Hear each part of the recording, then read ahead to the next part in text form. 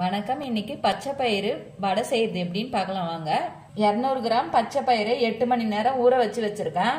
ஒரு கைப்பிடி அளவுக்கு முருங்கைக்கீரை, ஒரு பெரிய வெங்காயம் பொடியா கட் பண்ணது, கொஞ்சம் கருவேப்பிலை பொடியா கட் பண்ணது, 3 பச்சை மிளகாய் பொடியா கட் பண்ணது, தேவையான அளவுக்கு சால்ட் சேர்த்துக்கலாம். இப்போ இந்த பச்சை பயிறு தண்ணி எல்லாம் வடிச்சிட்டு மிக்சி ஜார்ல போட்டு அரைச்சி எடுத்துக்கலாம்.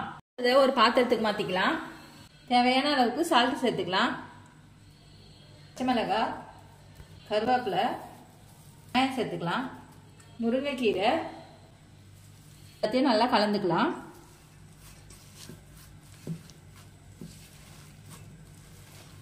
எண்ணெய் நல்லா சூடு பண்ணிட்டு சிம்ல வச்சுக்கலாம். ஒரு பவுல்ல தண்ணி தொட்டுட்டு வடை தட்டி போட்டுக்கலாம்.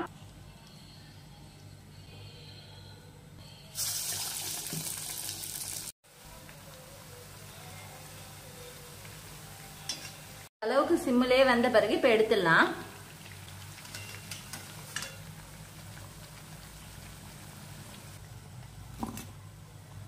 சத்தான இந்த வடையை நீங்களும் செஞ்சு பாருங்க. செஞ்சு பார்த்துட்டு கமெண்ட் பண்ணுங்க, லைக் பண்ணுங்க, ஷேர் பண்ணுங்க, சப்ஸ்கிரைப் பண்ணுங்க.